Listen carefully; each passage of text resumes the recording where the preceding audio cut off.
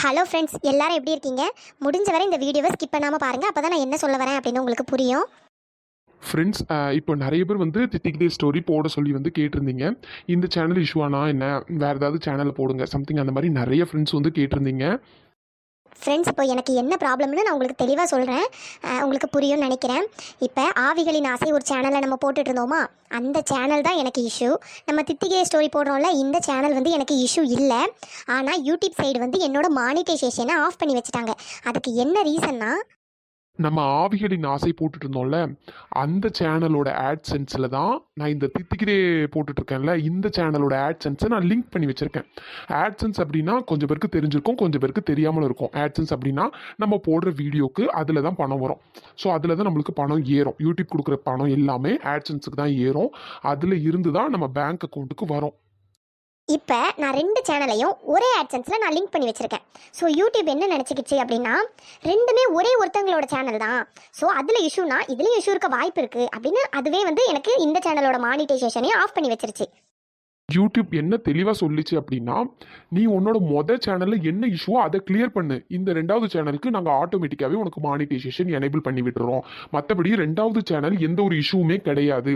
உன்னோட first channel இஷ்யூவாக இருக்கிறதுனால இதுவும் இஷ்யூவாக இருக்க வாய்ப்பு இருக்குன்ட்டு நாங்கள் அசம்ஷனில் நாங்கள் வந்து மானிட்டைசேஷன் ஆஃப் பண்ணி வச்சுருக்கோம். அந்த பிரச்சனையை கிளியர் பண்ணு, நாங்கள் இந்த சேனலை உனக்கு திரும்ப தந்துடுறோம் அப்படின்னு தெளிவாக சொல்லிருச்சு. இப்போ என்னோட ஆவிகளின் ஆசை இருக்குல்ல, அதில் என்ன பிரச்சனைன்னு எனக்கு சத்தியமாக தெரியல. ஸோ நானுமே அப்பீல் கொடுத்து பார்த்தேன். அவங்க திரும்பவும் எனக்கு ரிஜெக்ட் பண்ணி தான் விட்டாங்க. இப்போ எனக்கு 3 மாதம் டைம் கொடுத்துருக்காங்க. ஜூன் 14 வரை எனக்கு டைம் கொடுத்துருக்காங்க. அது வரை அதில் ஏதாவது வீடியோ எல்லாமே நான் டெலிட் பண்ணணுமா, ஏதாச்சும் கொஞ்சம் சம்மந்தம் இல்லாத வீடியோ அந்த மாதிரி ஏதாவது இருந்ததுன்னா சம்திங் டெலிட் பண்ணிவிட்டு திரும்பவும் நான் வந்து அப்ளை கொடுக்கணும். ஜூன் 14 தான் நான் வந்து அந்த அப்ளை கொடுக்க முடியும். ஸோ அதனால் அதுவரை எனக்கு 2 சேனல்லையுமே எனக்கு மானிட்டைசேஷன் ஆஃப் பண்ணி வச்சுட்டாங்க. ஸோ நான் 2 சேனல்லையுமே அதனால் வீடியோ போட முடியல. இப்போ நான் ஜூன் 14 வரை கண்டிப்பாக வெயிட் பண்ணி தான் ஆகணும். இப்போ நான் ஆட்சன்ஸ்னு ஒன்று சொன்னேன்ல, அது வந்து என்னோட ஹஸ்பண்டோட நேமில் தான் நான் வந்து அந்த ஆட்சன்ஸ் ஓப்பன் பண்ணியிருக்கேன். இப்போ நான் இன்னொரு சேனல் ஆரம்பித்தா கூட அந்த ஆட்சன்ஸில் நான் கொடுக்க முடியாது.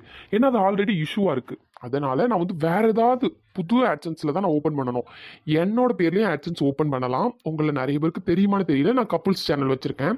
அதில் ஒரு 1.5 லட்சம் சப்ஸ்கிரைபர்ஸ் இருக்காங்க. நானும் என் ஹஸ்பண்டும் டெய்லி ரீல்ஸ் மாதிரி போட்டுட்டு இருக்கோம்.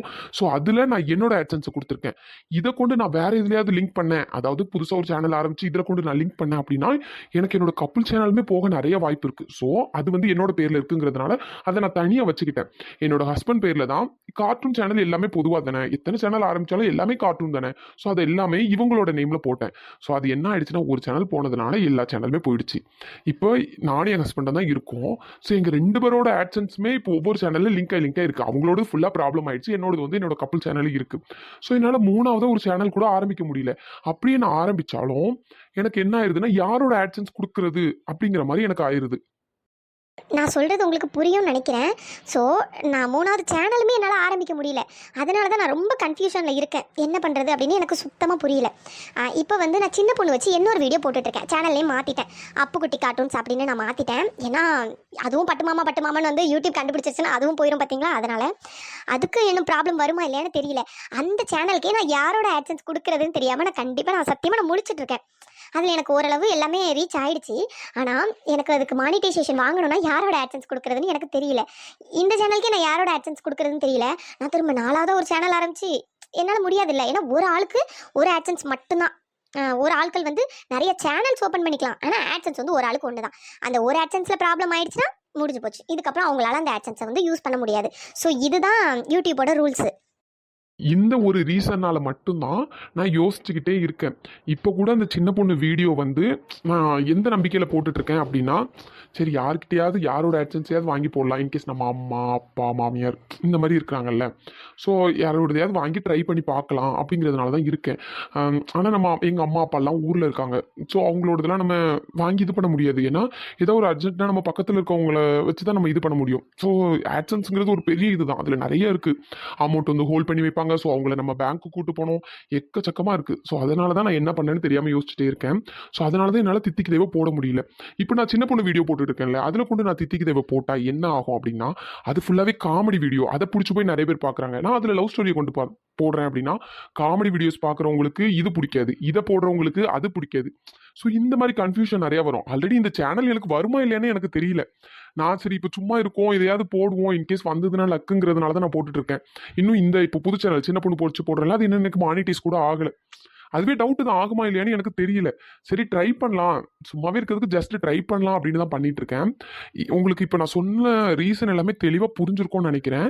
இந்த ஒரு ரீசனால தான் என்னால் தித்திக்கு தேவை அந்த சேனல்லையும் போட முடியல, புதுசாகவும் ஒரு சேனல் ஓப்பன் பண்ணி போட முடியல. ரீசன் எனக்கு ஆட்சன்ஸ் இல்லை. ஆட்சன்ஸ் இருந்தால் தான் நான் போட முடியும். அது இல்லைங்கிறதுனால தான் நான் என்ன பண்ணேன்னு தெரியாமல் சைலண்டாக இருக்கேன். ஸோ பார்க்கலாம் ஃப்ரெண்ட்ஸ், நம்மளுக்கு ஜூன் 14ஆம் தேதி வரை நம்மளுக்கு டைம் இருக்குது.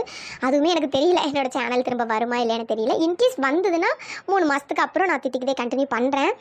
அதுவும் சேனல் வருமானு எனக்கு தெரியல, பார்க்கலாம், வெயிட் பண்ணி பார்க்கலாம். ஜஸ்ட்டு ட்ரை பண்ணலாம் அப்படிங்கிற ஒரு இதில் தான் இருக்கிறேன்.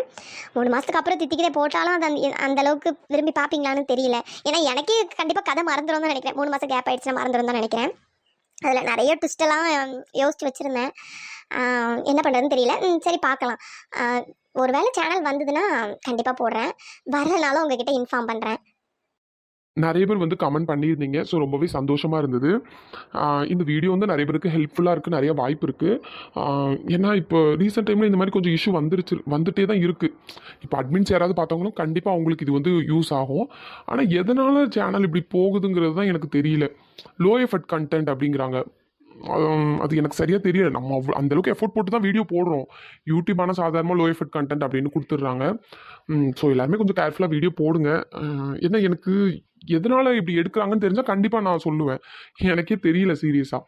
நான் அதனால் கொஞ்சம் வீடியோஸ் டெலீட் பண்ணிவிட்டு ரீஅப்பீல் கொடுத்து பார்க்குறேன். வந்ததுனாலும் இன்ஃபார்ம் பண்ணுறேன், சேனல் வரலனாலும் உங்களுக்கு இன்ஃபார்ம் பண்ணுறேன்.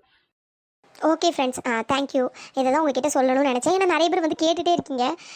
எனக்கு எப்படி பதில் சொல்கிறதுன்னு தெரியல. உங்கள் யாருக்குமே என்னால் வாய்ஸ் ரிப்ளையும் போட முடியல. ஏன்னா இது ஒரு ப்ராப்ளம் இருக்குது. யூடியூப்பில் நான் உங்களுக்கு வாய்ஸ் ரிப்ளை பண்ணேன்னா அது நான் ஒரு வீடியோ போட்ட மாதிரி எனக்கு கணக்கில் எடுத்துக்குது. நான் ஒரு வாய்ஸ் ரிப்ளை ஒரு 30 செகண்ட்க்கு போடுறேன்னா நான் ஒரு வீடியோ போட்ட மாதிரி அது கணக்கு எடுத்துக்குது. ஸோ நான் ஒரு 10 பேருக்கு வாய்ஸ் ரிப்ளை போட்டேன்னா ஒரே நாளில் 10 வீடியோ அப்லோட் பண்ணுறாங்கப்பா, அப்போ இதில் ஏதோ ஒரு பிரச்சனை இருக்குது அப்படின்னு யூடியூப்பாக நினச்சிக்குது.